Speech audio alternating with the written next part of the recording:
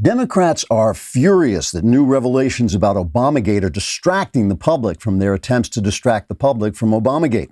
The Democrats are pushing the conspiracy theory that this is a conspiracy theory, which is getting in the way of their conspiracy to hide the conspiracy.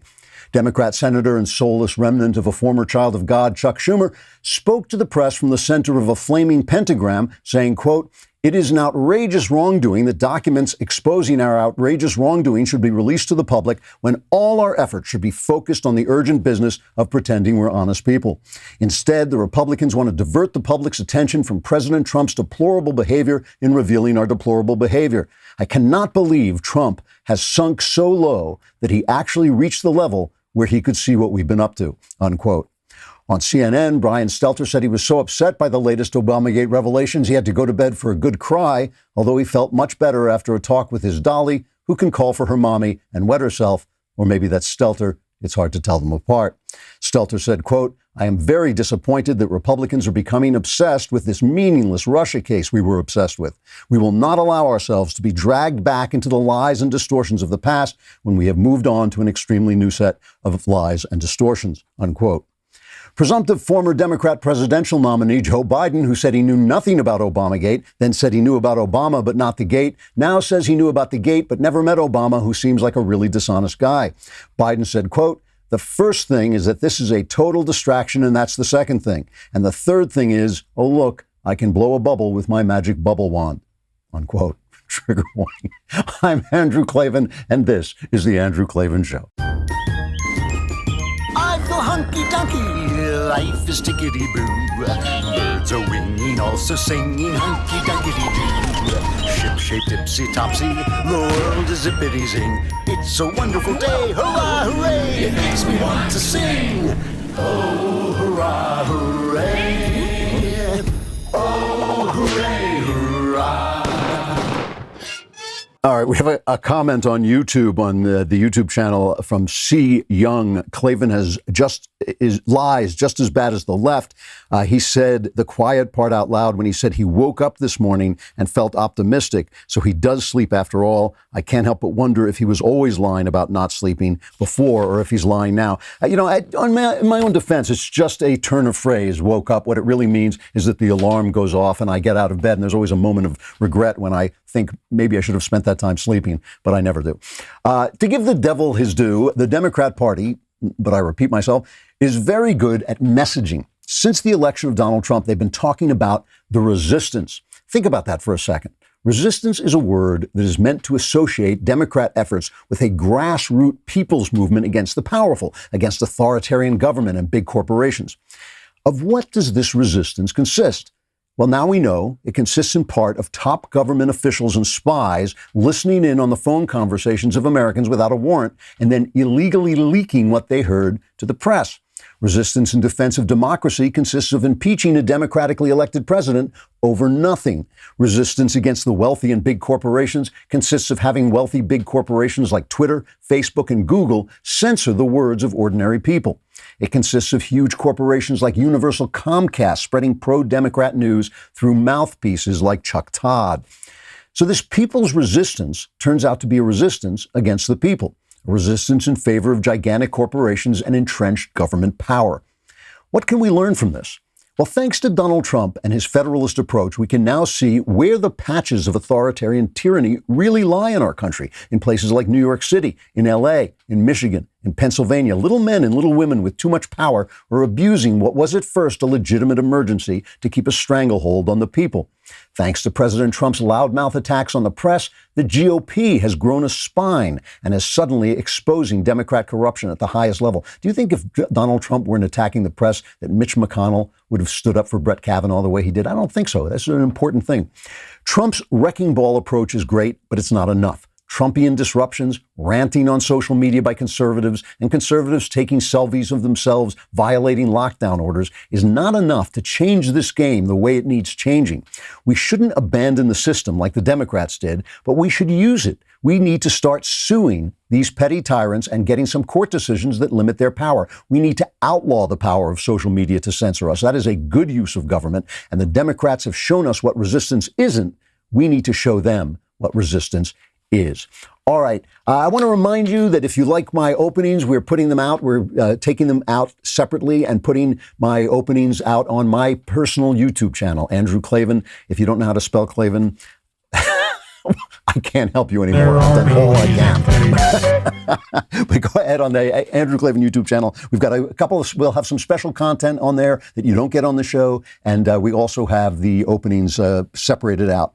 Let us talk about LifeLock, which is very important, especially now when you're online constantly, you're in your home, you want to be protected. You know, a recent study showed that researchers revealed a substantial rise in the number of cyber attacks performed by websites posing as Netflix. That's kind of crazy. Scammers are focusing more attention on people streaming content during this stay-at-home era. Nobody ever accused these criminals of being dumb, and hackers are shifting their resources away from targeting businesses and towards activities that can reach us directly in our homes. On average, over 2,600 coronavirus-related cyber attacks occur each day. So you got to protect yourself. And not only do you have to protect yourself, but if something goes wrong, if somebody grabs your identity, you need people to help you get it back. Every day, LifeLock, every day we put our information at risk on the internet, and cyber criminals keep finding new ways to steal identities. It's a good thing there's LifeLock. LifeLock is a leader in identity theft protection. LifeLock detects a wide range of identity thefts, like your social security number for sale on the dark web. No one can prevent all identity theft or monitor all transactions at all businesses, but LifeLock can see threats that you might miss on your own if you're just monitoring your credit. So join now and save up to 25% off your first year. Go to lifelock.com/Klavan. That's lifelock.com/Klavan for 25% off. And you do not want to go on the dark net without knowing how to spell Klavan. It's Klavan. That's it.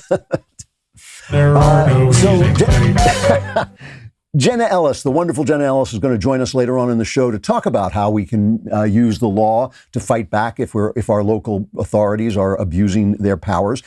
So let's first talk about what happened yesterday with the Obamagate scandal, which is spreading. You want to see the face of panic? You want to just see utter panic? Here's Chuck Schumer protesting that they have revealed who is unmasking Michael Flynn.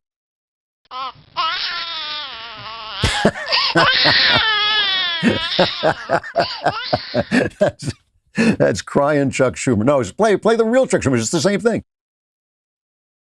Instead of doing what they're supposed to do, Senate Republicans, coming up with answers to the COVID crisis, having oversight hearings to find out why small business isn't getting the lending, why we're not testing, why the hospitals are still hurting and not getting the money that they need. Instead of having hearings and oversight on that, they're coming up with these ridiculous conspiracy theories on Obama, and Chairman Johnson wants to go after Biden and this Hunter Biden's conspiracy theory, which came from the Russians of all people. This is amazing to me. What alternative universe do they live in?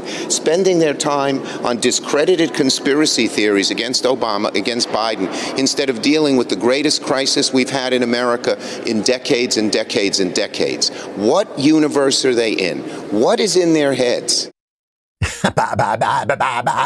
Breathe, Chuck, breathe. Slow it down.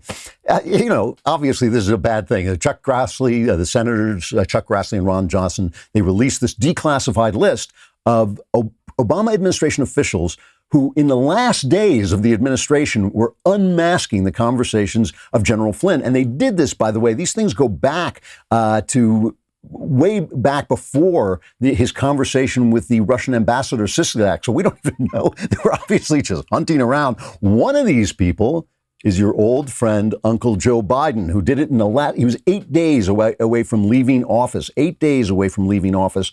And he was unmasking Michael Flynn. What did he need to know about that for? We'll find out. Let's take a look. Here's the thing. They're going to tell you, oh, this is a conspiracy theory. Oh, it's this or that. But let me replay this for you. A few days ago, I played this thing, George Stephanopoulos interviewing Joe Biden. Okay, so let's take a look at that. What did you know about those moves to investigate Michael Flynn, and was there anything improper done? I know nothing about those moves to investigate Michael Flynn, number one. Number two, this is all about diversion. I do want to press that. You say you didn't know anything about it, but you were reported to be at a January 5th, 2017 meeting where you and the president were briefed on the FBI's plan to question Michael Flynn over those conversations he had with the Russian ambassador Kislyak. Now, I thought you asked me whether or not I had anything to do with him being prosecuted. Okay. I'm sorry. I was aware that they asked for an investigation, but that's all I know about it. Why the you lying? Why you always lying? So he was one of the people who asked for to be unmasked. Comey, Clapper, Brennan, all the usual suspects were having him unmasked. Now, just so we're clear about this, the government can record phone conversations from foreign people, like the ambassador Sergei Kislyak, I forget his first name, Kislyak, from the Russian ambassador. They can tape those. But they can't reveal any American citizen who was on the phone line with him without a warrant. Why? Because that's tapping your phone. The government is not allowed to tap your phone without a warrant. Now, if somebody in the government needs that information, namely an intelligence officer, a guy who's sitting around finding out what the Russians are up to, and he needs to know who they were talking to at a certain time, they can unmask, they can request that be unmasked. But why is the ambassador to the UN, who swore under oath that she did not remember ever having somebody unmasked, and she says other people were unmasking things in her name. That's what she says, Samantha Power. Why is Joe Biden doing this? Why are ambassadors doing this? Why are ambassadors essentially bugging? Joe Biden is bugging somebody's phone without a warrant. That's what he's doing. Why is he doing that 8 days before the administration is over? So here's Trump's comment on this. This is cut 14. I watched Biden yesterday on Good Morning America being interviewed by one of your colleagues, George Stephanopoulos, and he said he knew nothing about anything. He has no idea. He knows nothing about anything. Nothing at all. And then it gets released today that he was a big unmasker. So how do you know nothing if you're one of the unmaskers? It's one of the very big stories, and I suspect you'll have, if it's possible, even bigger stories coming out. Well, that's the thing. Remember, Durham is investigating this at the DOJ. And Durham, in Hollywood, we have what we call money pitches, because you have to pitch a movie 1,000,000 times before you get the guy with the money. First, you pitch it to an assistant, then you pitch it to a story editor, then you pitch it to this guy, then you pitch it to that guy. It goes on and on and on. And finally, you have the money pitch, which is the guy who can say, yes, here's your money, I buy this. Well, Durham is a money prosecutor. He's the guy who can come to your house and take you away in handcuffs. Now, I don't know if that's going to happen, except maybe to Peter Strzok. Maybe Peter Strzok did things. But this way, the Flynn thing was entrapment. Durham is not just looking at the Flynn thing. The Flynn thing is just the tip of the iceberg. There's more to this. There's more to this to come, and it's coming from a top-level money prosecutor who can do stuff about it. Rand Paul made this point. He has asked that Rick Grinnell is the guy who actually went into the building. He went into the building and got these papers and brought them out. And again, this would not be happening.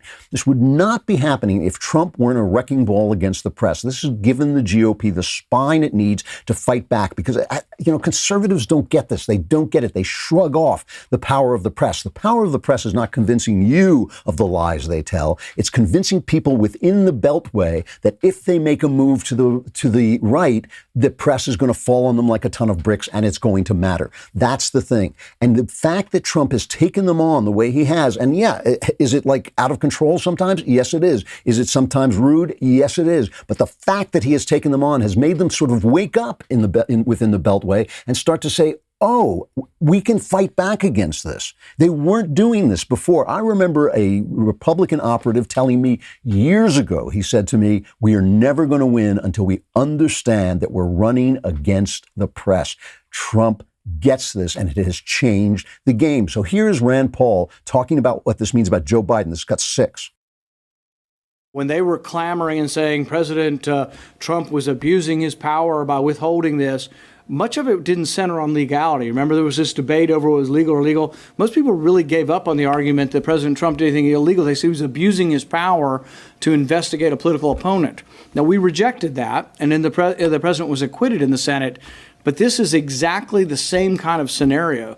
The vice president and a cabal of President Obama's inner circle abused their power to go after a political opponent and to bring him down, and then to plot with various ways to bring him down.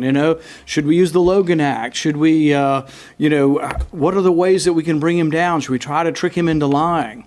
So, yes, and it sounds like this was directed from the very top. That's an abuse of power. There's no question about it. That's an abuse of power. And this is Biden unmasking somebody to get to a guy who's running against their chosen candidate, Hillary Clinton. I mean, a lot of this is about this, and a lot of it may be. I mean, there's different, it's hard to know so far what the motives are exactly. Were they just trying to undermine the president? That's my suspicion, that they were just trying to scramble this presidency and make it impossible. It's kind of like the Uber version of removing all the W's from the typewriters, from the keyboards when George W. Bush came into office. It's a kind of nasty, dirty trick. But it also might have been to divert people from the fact that they covered up for Hillary Clinton, that they cleared Hillary Clinton when really she was guilty of using a private server to do government business. So it may have been that as well. Meanwhile, if this isn't important, why is the press covering it up? Why is the press not reporting this? This would be, look, you know for a fact that if this were Republicans unmasking Democrats, this would be the lead story for 3 years. For 3 years. Instead, CBS Evening News was the only. This is from MRC, our friends at News Busters. Wednesday's CBS Evening News was the only broadcast network to mention that Lieutenant General Michael Flynn's unmaskers had been exposed when one of them is the presumptive nominee for president of the Democrat Party. One of the unmaskers, the other networks didn't even mention it, and CBS tucked the latest Flynn case revelation into a 1-minute brief following a coronavirus report, very critical of President Trump. And meanwhile, Adam Schiff, whom we now know he lied. He's still on TV. He's still going on TV saying, "Oh, there's nothing here. I don't know what you're." Let me just show you how they depended on him. Play cut 10. This is also from MRC, from Media Research Center and the Newsbusters. This is how they treated Schiff during the Russia collusion hoax. Russians offered help. The campaign accepted help. The Russians gave help, and the president made full use of that help. And that is pretty damning. The top Democrat on the Intelligence Committee is warning today that there is already evidence that the Trump campaign colluded. Adam Schiff, the top Democrat, saying there is significant evidence of collusion. Adam Schiff saying there is, quote, significant evidence of collusion. According to Congressman Adam Schiff, who attended the hearing today, President Trump and Trump Jr. had a conversation. This is something that Adam Schiff, the ranking member of the House Intelligence Committee, brought up today. We heard from Adam Schiff. According to Schiff, here's Adam Schiff. As soon as Adam Schiff and company walk out of that closed-door hearing, let us know. Little pencil neck Adam Schiff. So meanwhile, the DOJ has dropped the case against Flynn, right? The judge overseeing the government's case against Michael Flynn appointed a retired judge to argue against the government's motion to dismiss. So the prosecution doesn't want to prosecute. Obviously, the defense doesn't want to prosecute it. The judge is calling for a judge to come in and argue for his prosecution. That is a remarkable political move. That is a remarkable hack move. A judge acting as a political hack. This is a genuine, widespread scandal, and just that move shows you that it is. I mean, you only have to see it, and we don't even know. This is just the beginning. And the thing about this is, it's not illegal to unmask, but remember that the unmasked information was then leaked to the press, and that is illegal. That is illegal. And so all the stories that the press was running with about Russia collusion that kept this thing alive for 2.5 years, all of that was breaking the law. So just remember this when you're listening to the press report about the Chinese flu, when you're listening to the Democrats in their localities doing things that you think are oppressive. You're right. They are. And we're going to have to start to learn how to resist. All right. Let us pause for just a minute and talk about one of our favorite sponsors, RockAuto.com, because we love saying RockAuto.com. And you, too, will love saying it when you find out how easy it is to get parts for your car without getting in your car, which isn't moving anyway because it needs parts, pushing your car down the hill to the auto parts store, which is closed because of the virus, and standing online with other people who are sick and giving you all this. You don't have to do any of that. You just say rockauto.com and then type that into your computer, and you will be online at a great, easy to use website that will get you parts the parts you need for any kind of car you have. It's a family business. It's been serving auto parts customers online for 20 years. So go to rockauto.com to shop for auto and body parts from hundreds of manufacturers. Amazing selection, reliably low prices, all the parts your car will ever need at rockauto.com. So say those words, rockauto.com, and go there right now to see all the parts available for your car or truck. Write Klavan in their How Did You Hear About Us box so they know we sent you. And then the box right next to it says, how do you spell Klavan? And write Klavan there too. And to show them, because you do not deserve the parts at rockauto.com unless you know how to spell Klavan. It's Klavan. There are no easy things. I don't know what the point of you playing it after I said it already is. All right. So let's take a look at some of the virus tyrants. Now, again, I really feel that conservatives are not celebrating Donald Trump enough. And you know, I've had my problems with Donald Trump, and I always tell you when I think he's doing something wrong, and I always tell you when he's being too much of a big mouth or fighting the wrong fight or anything like that. However, these two things that he has done are so huge. One, fighting, let alone the fact that the Chinese flu shows that he was right about China, shows that he was right about the border, shows that he was right about globalization. Leave all that aside for just a minute. These two things, we're keeping this a federalist response. You are seeing over and over and over again, we need a coordinated response. No, we don't. Why do we need a coordinated response? We need a local response. We could use better help with testing at the federal level, and that's been a problem, but it's been a problem because of the bureaucracy, not because of Trump. Trump has been cutting through the bureaucracy. That also has been helpful.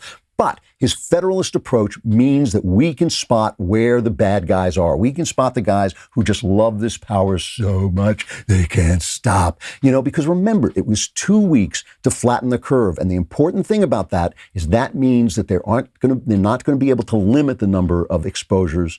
They're going to just flatten them. They're going to slow them so the hospitals don't get overwhelmed. That was the point. It wasn't stay home till we find a cure. It wasn't stay home till we find the first coronavirus vaccine in human history. It wasn't stay home until anything else. It was stay home so that the hospitals are free. Why? So that if I happen to get sick, everybody can be on board to save the Klavan. That was the whole point. The whole point was save the Klavan. It was keep me alive so that the world doesn't vanish, because the world only exists in my imagination. In Wisconsin, a very good decision by the Wisconsin Supreme Court. And this is all local stuff. And we have to remember that it's local stuff, because I keep seeing people on social media going like, oh, our country, we're losing our freedoms. No, states and in cities where you're being run by Democrats, some Democrats, not all Democrats, some Democrats, in those states, your freedom is under threat. That's the way it's supposed to be. It's supposed to be that you can fight the power at a local level, that everything doesn't have to mean turning over Washington, doesn't mean you have to win the presidency, doesn't mean you need a new Supreme Court judge. This is the way the country is supposed to work. And if conservatives don't like this, then they should take back everything they've been saying for the last 50 years, okay? Because this is what they wanted, this is what they got, and this is the way the country is supposed to work. So in Wisconsin, we have good news. The Wisconsin Supreme Court struck down a stay-at-home order. The Wisconsin Supreme Court, they got sued. The government got sued by the Republicans in the Congress, saying you didn't consult with us, you didn't follow the law. And that's what the Supreme Court said. It was a limited decision that basically said they didn't use the right method to come up with this fiat. It was a stay-at-home fiat, and they didn't consult with the Republicans. But a lot of judges, one of the judges, Daniel Kelly, wrote in a concurring opinion, this comprehensive claim to control virtually every aspect of a person's life is something we normally associate with a prison, not a free society governed by the rule of law. Amen. And listen, you know, because we need to save the Klavan, and because we need to take care of one another, to be absolutely serious, you know, people, you should wear masks if you go to a store. If the experts say that help, this is not about burning the experts. It's not about being unhealthy. It's not about being unsafe. If you go to the store, if you're going to be close to people, wear a mask. But in LA, they just announced that if you even leave your home, you need a mask. Well, that's garbage. And why aren't they saying, instead of you must do this, why aren't they saying, listen, this is the way we have to behave and let us take care of it? Why not act as if we're living in a free country? That would be, I know that's new for Democrats. What? You know, It's like my head exploded. We're living in a free country. But if you act like that, you will get more compliance and you'll get less of these demonstrations where people show up crowded together without masks. You'll actually achieve more of what you're doing. Instead, I mean, you want to see like a mobster, you know, the old joke, you know, it's nice business you have here. It'd be a shame if anything happened to it. Here's Governor Tom Wolf in Pennsylvania telling businesses who open up that suddenly he's going to start revoking their licenses. I mean, this is what abusive police do when they want you to talk and they come into your store and say, what do you mean you won't give us information? How about I get the health inspector in here to take a look around and we'll find, you know, a plug that's out or a rat in your store and we'll shut you down. Here's Governor Tom Wolf in Pennsylvania sounding exactly like that thug. To the politicians urging businesses to risk their lives and to risk the lives of their customers or their employees by opening prematurely, they need to understand that they are engaging in behavior that is both selfish and unsafe. You business owners, these politicians put you at risk of losing your health department certificate. They put you business owners at risk of losing your liquor license. They put you business owners at risk of losing your certificate of occupancy. All of these depend upon your doing everything you can to keep your patrons safe. And by opening before the evidence suggests you should, you're taking undue risks with the safety of your customers. What if an employee, even the manager say, was assaulted? Exactly. I mean, that's what you do. I'm going to pull your licenses. I'm going to do, you don't do what I want you to do. I'm going to play. This is Pennsylvania where the horrible Dr. Rachel Levine, who's a transgender person, and, you know, she, whatever it is telling people, don't call me, don't misgender me. Well, this dishonest person, you know, had her mother transferred from a nursing home facility, her 95-year-old mother, while they had issued a rule, the state issued a rule on March 18th that said elderly care facilities must continue to accept new admissions and receive readmissions for current residents who have been discharged from the hospital who are stable. The rule may have contributed to the significant death toll the pandemic has wrought in the state's care facilities. The overwhelming majority of deaths in the state have occurred in nursing homes, more than 2,400 of the state's nearly 4,000 deaths. So while they're making that rule, Dr. Rachel is scooting her old mom out of the care facility. So you know how she's always making these speeches with the person doing the hand signals for deaf people. You know, we can't read those hand signals, but what she's saying is, Mom, get out. My rules are going to kill people. Run for your life. So these corrupt, overburdening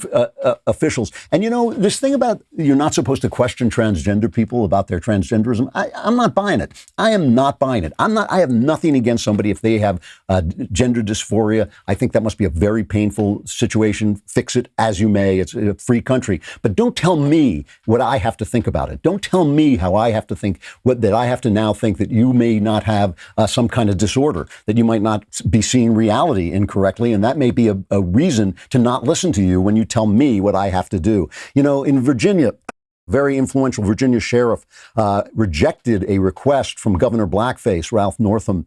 I wonder if he wears like a mask that makes him look like Michael Jackson to help him with his imitations. Come on, man. That's just cruel. Why do you guys let me say that? I blame you guys for letting me say stuff like that. He says he just won't enforce the business lockdown in parts of northern Virginia. This is Culpeper County Sheriff Scott Jenkins. I mean, this is like the battleship Potemkin when finally the army and the law officers turn against you. You have become tyrannical. You've become tyrannical. He says, my response to the request that we close these businesses, he says, we will not trample on the constitutional freedoms of our citizens to enforce an edict of the governor. I do not speak for any of the other jurisdictions in the health district. This is amazing. And, you know, you get this when you listen to Gretchen Whitmer. Listen to her talking about her orders. What we need to do is continue what we have done. It's working. And for people that want to voice their frustration, that's fine. But I expect people to follow the law. These executive orders are not a suggestion. They're not optional. They're not helpful hints. Because you know, deep down, you deserve to be punished. She is, she is bad news. We're going to talk to Jenna Ellis in just a second about how we can fight back against these people, because people like that need to be fought back against. And thank you to President Trump for making sure those fights are going to take place on a local level, not with the federal government, which is much harder to fight. All right. Let us talk about Ring doorbells. You may not be traveling, but you want to be able to see around your house and talk to anybody who comes to your house, especially with all the people delivering stuff. I mean, we get a lot of deliveries. You want to be able to see who's out there. You want to be able to see without necessarily getting out of bed at night. Ring helps you with all that stuff. Ring is on a mission to make neighborhoods safer. Their home security products are designed to give you peace of mind around the clock, from video doorbells and security cameras to smart security lighting and alarm systems. Ring has everything you need to make sure your family and belongings are safe and secure anytime, anywhere. They've got an all-new Ring Video Doorbell 3. You can keep an even closer eye on things than ever before. It's incredibly useful and incredibly reassuring to be able to talk to people when they come to your house, to be able to look outside and see what's there and whether your packages are safe. Get a special offer on the Ring Welcome Kit when you go to ring.com/Klavan. The Welcome Kit includes the Ring Video Doorbell 3 and Chime Pro. It's all you need to start building custom security for your home today. Just go to ring.com/Klavan. That's ring.com/Klavan. Anyone comes to your door, just immediately challenge him and say, how do you spell Klavan? There are no And if that's what he says, open fire. Just chase him off your lawn. All Access. If you guys do not go on and order All Access membership and get a 10% off with the coupon code Klavan, Knowles is going to have more subscriptions than I do. And that is a purely, I mean, talk about resistance. I resist that notion. That is completely unacceptable. So you want to go to dailywire.com/subscribe and put in Klavan. It's Klavan. You'll get all kinds of good stuff. That's right. Including, most importantly, you'll be able to be in the mailbag and solve all your problems. And then you'll be sane enough to see that you must not let Knowles get more subscriptions than I do. It will mean a life of shame for the rest of your life. You do not want that to happen. All right, Jenna Ellis is coming right up.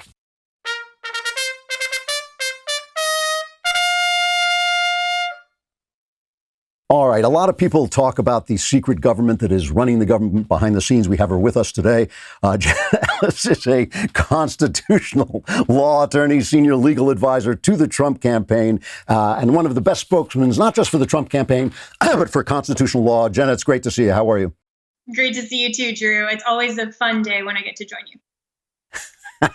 That's great. It's great to have you here. Well, let's start with just talking about this Wisconsin rule. This was a pretty narrow rule. It was just saying they did this the wrong way. But does it speak at all to our need to get these guys off our back a little bit?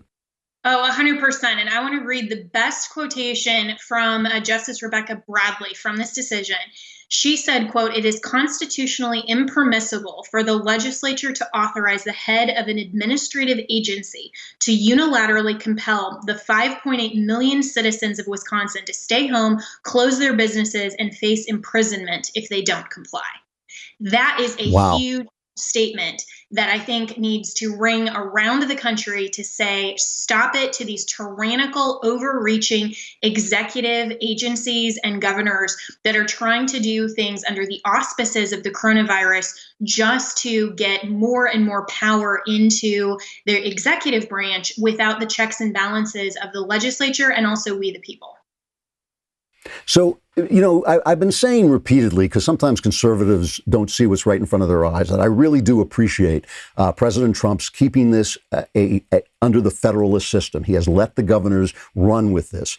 Now, because we have a federalist system, states and municipalities have more power during a health crisis than the federal government is supposed to have. How much power do they have? I mean, is there a way that we can challenge things that we think when they're shutting down our business? They said flatten the curve. The curve has been flattened. Now they're saying in LA, they're saying we have to wait till there's a vaccine, which may be never. What do they have the power to do this, and how can we stop them?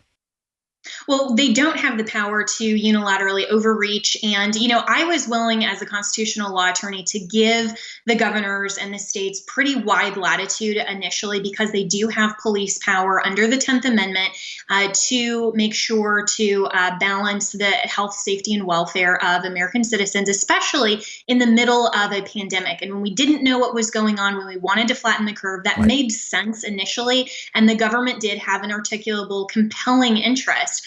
And it needs to be, though, narrowly tailored. And here, when you have governors just extending this for no rational reason and not according to any sort of science, I mean, they're just kind of stabbing in the dark here, because they don't actually know that the stay-at-home orders are going to help further that interest. I mean, look at what happened in New York, where staying at home actually added to the amount of cases there in New York. So here we can and absolutely should not only push back in court, but also just by standing up for our liberties. I was really proud of Elon Musk and Tesla for just saying, we're going to reopen. And then that got dropped within a day. But he is also someone, Drew, who, unlike a lot of us who don't have the resources and the finances to run to court and to sue and to hire an attorney to do this, that we have to just stand up and say, we are going to recognize that the governors are still under the rule of law here, and to practice what I think should actually be called civil obedience, not civil disobedience, but civil obedience. Now, at this point, to say the rule of law and the Constitution is above any tyrannical government. And again, it's not for us to necessarily just always unilaterally determine how that applies to us. But when there is such a just insane amount of overreach here, we, the people, can stand up, because health, safety, and welfare is not just about physical health. And even the coronavirus isn't the only threat to physical health, but health, safety, and welfare includes every element of mental health, everything else, as well as the economy, providing for our families. And the fact that there are so many overreaching state and local leaders that are trying to force us out of business, force us to not be able to provide for our families, that's fundamentally anti-American. Let me ask you this. I mean, because you were a prosecutor at one point, if I remember correctly. So, Elon Musk, he's got all this money. Let's say you're just a local business and you're hurting because your business has been closed, so you don't have a lot of money. What steps can you take? I mean, besides reopening and getting arrested, which would be the heroic thing to do, but what is the rational within the system way to challenge these people? How can you bring a lawsuit if you don't have the money? Are there places to go where you can get somebody to represent you and to say, you have no right to do this, where you will actually be heard? Certainly. And even there in California, my really good friend Harmeet Dillon, who runs a group there in California, has a class action now of, I believe it's around 500 salon owners that she's challenging their in court. And there are other organizations like First Liberty and others who are challenging some of these really extreme orders. And so not only can you perhaps get a nonprofit group that specializes in First Amendment law to represent you, but you can also talk to your state and local legislature. And I mean, there are Republican representatives in every state, and you can go to some of those and ask them to help you plead your case, and also to make sure that you actually have an audience, really, if you want to call it that, because, these governors are acting like kings and queens, but to make sure that you are heard. And I know in my home state of Colorado, our House Minority Leader is really intent on making sure that small businesses are represented in front of our Democrat governor, and making sure that everyone there is heard. So you can definitely go through your state and local leaders as well. Yeah, I think we really have to start doing this, because these guys, especially the Democrats, they are just out of control. And I'm all for safety, and obviously I want to especially keep me safe, because I'm the most important person I know. But I think that it's going too far to not work with each person and let each person make the decisions that he has to make. All right, now I'm going to ask you to. you're joking to say you're the most important person you know, but that's actually what our Constitution is all about. The fact that we, the people, as individuals, get to make those determinations. And if you want to stay at home and you think that you are part of the high risk population or demographic, then you can do that. But for those of us who need to get back out into the workplace, need to open up, we should be able to participate in that risk. And we need to be able to weigh the cost and benefit like we do in every other circumstance of participating in life, participating in freedom and liberty. And so each of us are the most important people to our own sphere of family and our own life. And that's exactly what the pursuit of happiness actually means, is that we get to make those decisions for ourselves. Absolutely. Let me change the subject a little bit, because there's a lot of law news. And while I have you here, I want to ask you about a couple other things. First of all, this Flynn thing I was talking about, where the judge appoints somebody to prosecute him, to prosecute him. Has that ever happened before? I've never heard of that.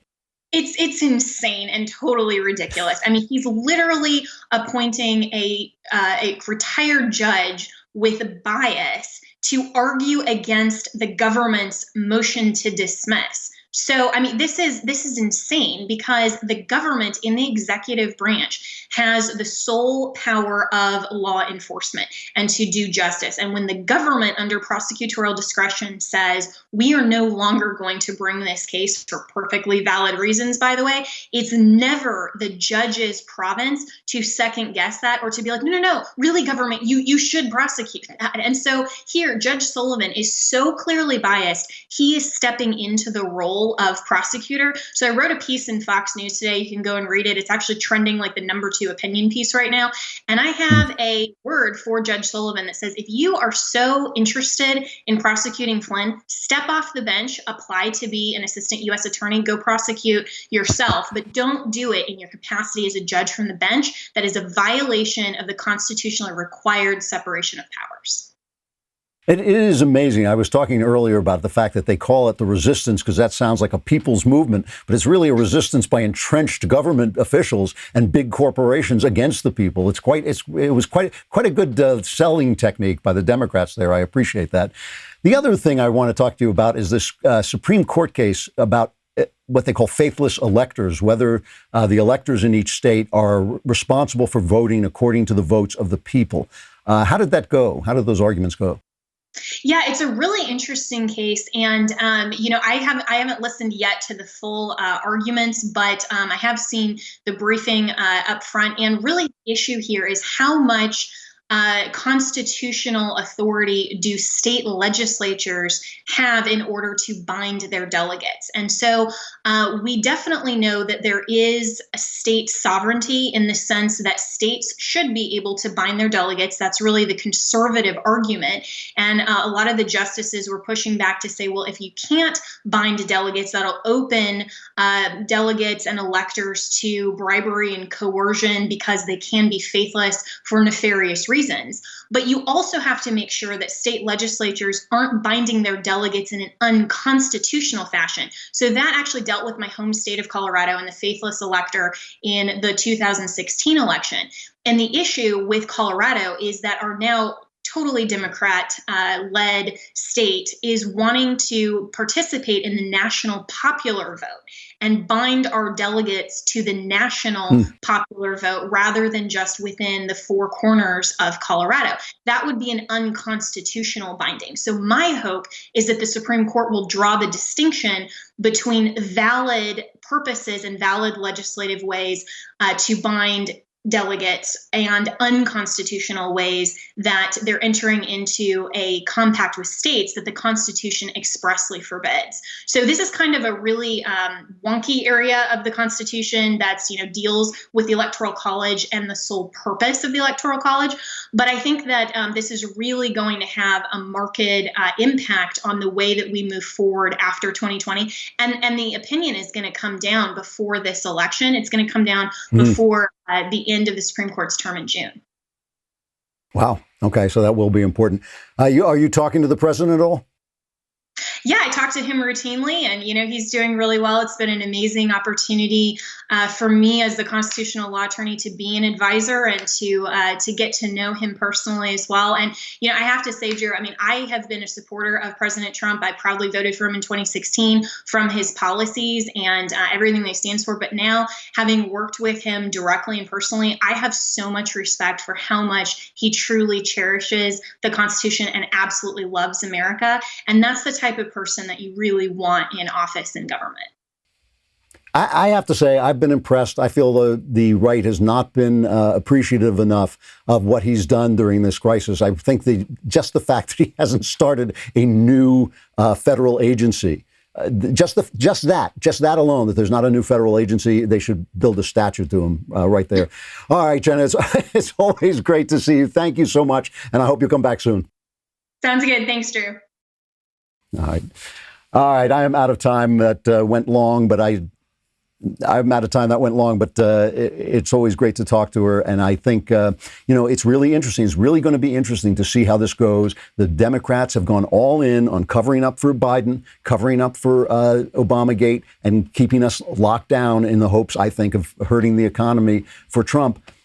That doesn't sound like a good strategy to me. And even with the media backing them up, I think we have a real chance, if we focus our minds on the things that are important, we have a real chance to turn this around and maybe get even more of our government back. It would be a beautiful thing. However, it doesn't matter because the Klavanless weekend is here, so you're doomed.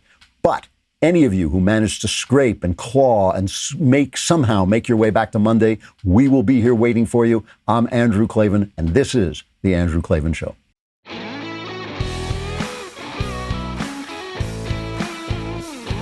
The Andrew Klavan Show is produced by Robert Sterling and directed by Mike Joyner. Executive producer, Jeremy Boring. Technical producer, Austin Stevens. And our supervising producer is Mathis Glover. Assistant director, Pavel Wydowski. Edited by Adam Sayevitz. Audio mixed by Robin Fenderson. Hair and makeup is by Jesua Alvera. Animations are by Cynthia Angulo. Production assistants, McKenna Waters and Ryan Love. The Andrew Klavan Show is a Daily Wire production. Copyright Daily Wire 2020. If you prefer facts over feelings, aren't offended by the brutal truth, and you can still laugh at the insanity filling our national news cycle, well, tune in to The Ben Shapiro Show. We'll get a whole lot of that and much more. See you there.